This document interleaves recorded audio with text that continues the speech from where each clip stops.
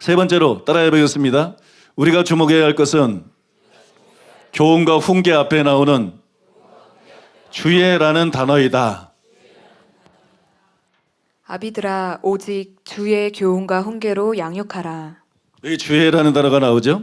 여기서 교훈은 훈련이나 체벌을 동반한 책망을 의미하고, 훈계는 말로 하는 교훈이나 교정을 의미한다고 지난 시간에 말씀드렸어요. 그러니까 자녀를 정말 사랑하면 말로 교훈하기도 하지만 필요할 때는 훈계를 해야 돼요.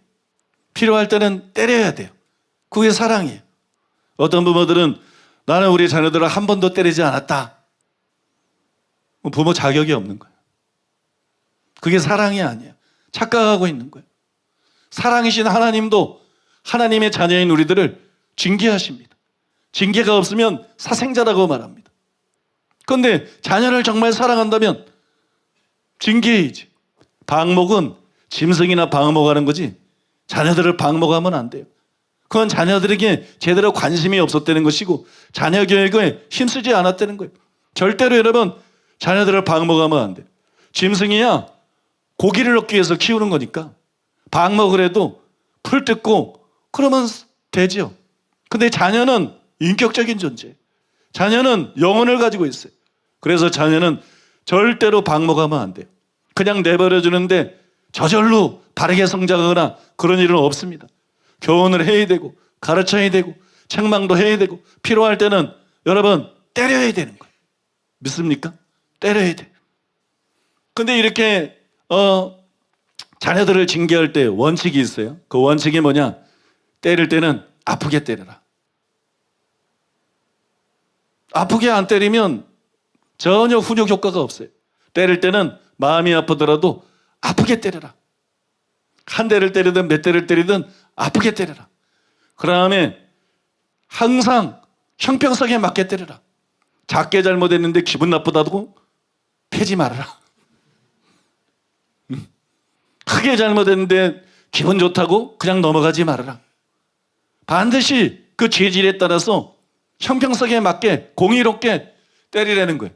그 다음에 분노해서 때리지 말아라. 분을 이기지 못해서 때리지 말아라. 자녀들에 대해 사랑하는 마음을 가지고 때려라. 이게 여러분 이 원칙을 지키셔야 돼요. 이 원칙을 지켜서 자녀들을 징계하는 일이 필요합니다. 그래야 여러분 자녀들이 바르게 성장하는 거예요. 여기에 대해서는 이만 설명하고 더 설명하지 않겠습니다. 지금은 주의라는 단어에 초점을 맞춰서 설명하기를 바랍니다.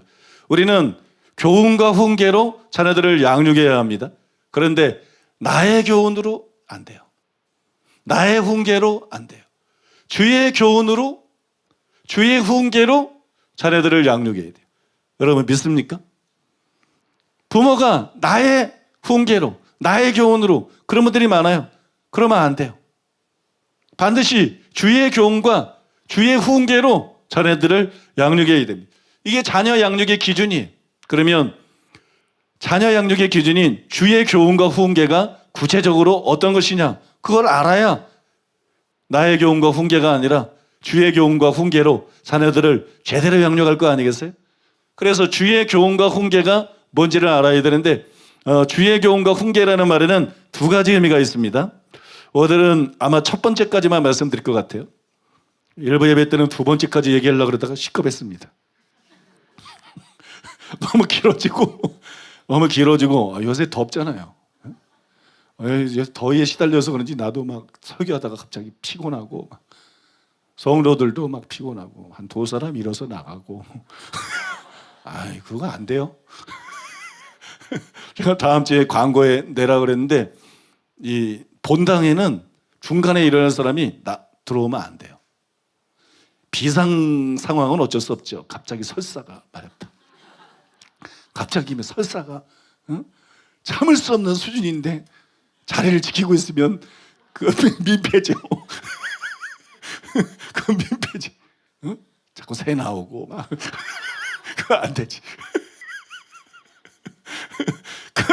그런 어떤 비상적인 상황 때는 할 수가 없지만 여러분 일반적으로는 끝까지 예배를 드릴 사람이 본당에 들어와야 되고 나머지 그렇지 않은 분들은 다른 부속 성전에 들어가야 돼요. 이걸 지켜주시기 바랍니다. 다음 주에 광고에 이건 나갈 거예요. 예전에 잘 지켜주시더니 요즘에 또 한 번씩 오늘 낮 일부 예배 때는 2번이나 그러더라고. 2번이나 당당하게 일어나서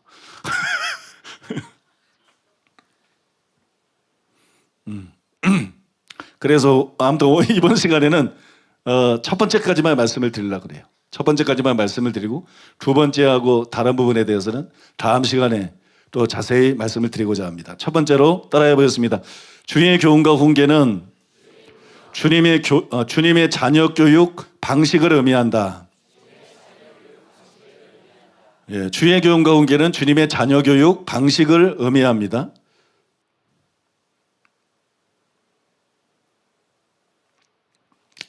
예, 주의 교훈과 훈계 앞에 보면 오직이라는 단어가 나오죠. 그죠? 본문에 오직이라는 단어가 나옵니다. 그러므로 절대로 다른 것으로 자녀를 양육하면 안 되는 거예요. 오직 주의 교훈과 훈계로 양육하라. 그러니까 다른 걸 허용하지 않는 거예요. 오직 주의 교훈과 훈계로 자녀를 양육해라. 이 부모님들이 착각하기 쉬운 게 그래요. 특히 우리나라는 유교 문화권이기 때문에 충효를 강조하는 유교 문화권이기 때문에 부모를 막 우상으로 숭배하는 나라였잖아요. 그죠? 부모를 우상으로 숭배하는 그런 나라였기 때문에 이 부모님들이 이런 문화 속에서 자기의 권위를 착각을 해요.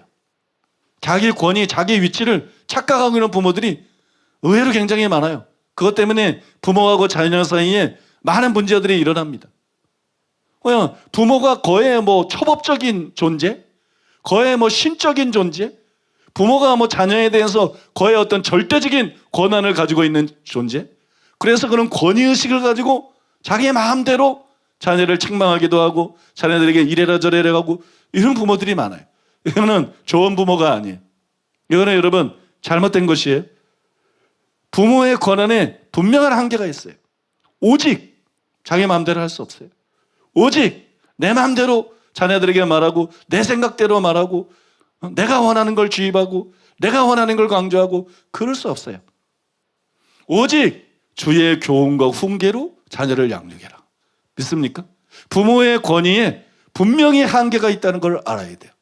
분명한 한계가 있고 그 한계를 절대로 벗어나지 말아야 돼요. 그래야 여러분 좋은 부모가 될 수 있는 것이에요. 오직 바꿔 말해서 반드시 주의 교훈과 훈계로 자녀를 양육해야 됩니다. 그래서 길성남 교수님은 본문을 강해하면서 이렇게 썼습니다. 본문에서 중요한 요소는 훈련과 훈계라는 말과 함께 등장하는 주의라는 속격 표현이다. 이것은 주 예수께 속한 또는 주 예수께서 기뻐하시는을 의미하는 것으로 이해해야 한다. 즉 자녀들을 주 예수께 속한 또는 주 예수께서 기뻐하시는 훈련과 훈계의 방식으로 양육해야 한다는 말이다. 대체로 부모들은 자녀를 교육하는 자기 나름의 방침이나 철학이 있기 마련이다. 또 어떤 부모는 저명한 교육학자의 방법과 원리에 따라 자기 자녀를 교육하기도 한다. 그러나 사도는 부모나 교육학자의 방법이나 철학이 아니라 주 예수께서 기뻐하시는 방법과 원리로 자녀를 양육하라고 권고한다. 연이어서 길성남 교수님은 어떻게 자녀를 교육하는 것이 주의 교훈과 훈계로 양육하시는 것인지, 즉 주님이 기뻐하시는 양육 방법이 어떤 것인지 이렇게 썼는데 제가 읽겠습니다. 예수님은 스승으로서 자신의 마음이 온유하고 겸손하다고 말씀하시면서 자신에게 배울 것을 요청하셨다. 부모는 마음이 온유하고 겸손해야 됩니다. 잘못된 권위주의를 가지면 안 돼요. 여러분 어디 권위를 주장할 데가 없어서 자식한테 권위를 주장합니까? 자식은 사랑으로 감화시키고, 그죠?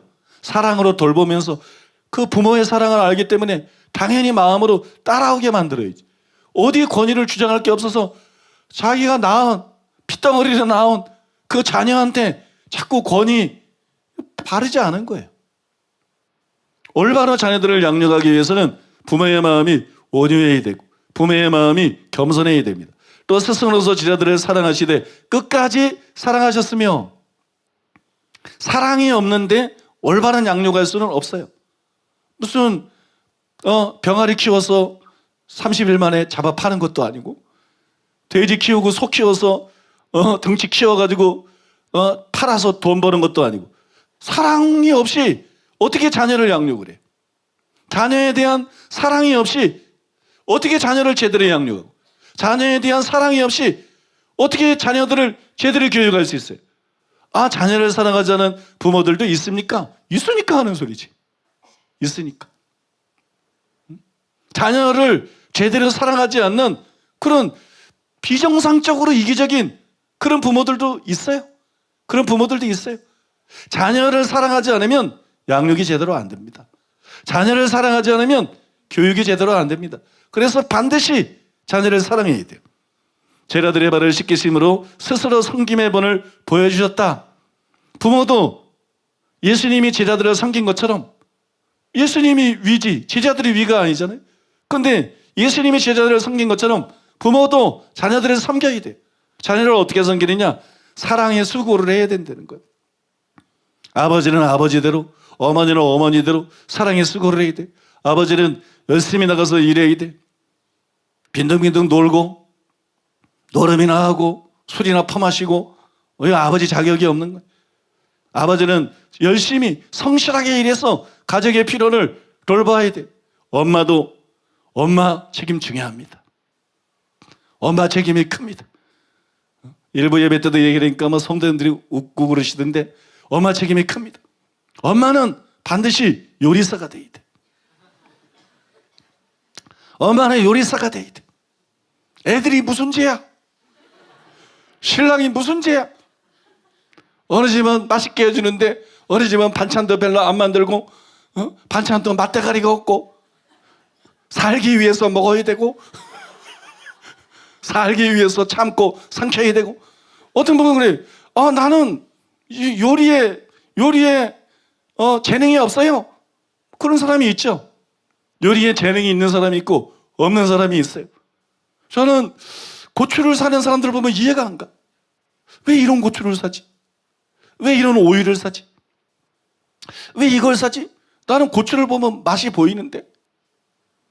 나는 오이를 사면 오이를 딱 보면 맛이 보이는데. 제가 여러분의 이 얘기를 하는 이유는 여러분 엄마들이면 사랑하는 자녀들을 위해서 쇼핑만 하지 말고 돌아다니지만 말고 엄마면 사랑하는 자녀들을 위해서 음식을 개발을 해야 돼요. 어차피 다른 집 사람이 밥 해줄 거 아니잖아. 이 아이들이 성장해서 결혼해서 나갈 때까지 요새는 결혼도 빨리 안 해. 요새는 결혼도 빨리 안 해. 그냥 어떤 인간들은 막 40이 넘어도 버티고 있어. 뭐 그런 인간도 다반사야. 아니 어떻게 40년을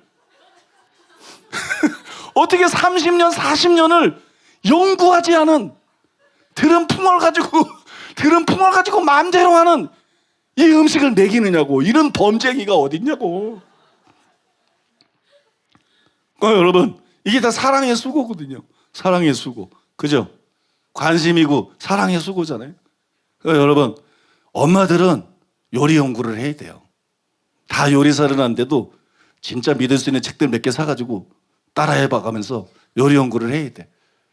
가족들을 위해서, 자녀들을 위해서. 오늘 자녀들이 은혜 받은 게 아니라 남편들이 엄청 은혜 받을 것 같아. 남편들이 엄청 은혜. 여러분 이게 사랑으로 이게 섬기는 거예요. 사랑으로 섬기는 거. 그 다음에 심지어 자신을 버리고 도망한 제자들을 찾아가 그들을 위해 친히 생선을 굽고 조반을 준비하셨으며 그들을 회복하시고 다시 사명을 맡겨주셨다. 이렇게 나와 있어요. 여러분 부모는 자녀에게 막말하면 안 됩니다. 뭐 미련한 놈이니 네가 잘난 게 뭐가 있느니 너 같은 게 뭐가 되겠느니 이거 절대 그러면 안 돼요. 부모는 자녀에게 막말하면 안 돼요. 정당한 근거를 가지고 책말하되 절대로 여러분 자녀에게 막말하면 안 됩니다. 그런 다음에 자녀가 잘못하는 거 있죠. 그걸 기꺼이 용서할 줄 알아야 되고 자녀에게 기대와 희망을 거두지 말아야 돼요. 사랑은 모든 것을 바라고 모든 것을 믿는 거라 그랬잖아요. 그러니까 여러분 자녀에게 절망감을 표현하면 안 돼. 좌절감을 표현하면 안 돼. 책망하고 징계하면서도 부모가 자녀에게 기대하고 있다는 거, 희망을 갖고 있다는 거, 여전히 사랑하고 있다는 거, 이걸 분명히 보여줘야 됩니다. 이런 마음을 가지고 있어야 교훈이 되는 거고요. 책망이 되는 거고 징계가 되는 거라는 거예요. 주님의 이런 모습은 자녀를 양육하는 책무를 부여받은 모든 그리스도인 부모들이 본받고 배워야 될 덕목이 무엇인지를 알려준다. 그리스 로마 사회의 일반적인 기준과는 달리 그리스도인 부모들은 자녀를 양육하되 겸손하고 온유한 마음을 가지고 자녀를 끝까지 사랑하면서 또 스스로 본을 보이면서 양육해야 하는 것이다 그랬어요. 여러분, 이렇게 양육하는 것이 주의 교훈과 훈계로 양육하는 거예요.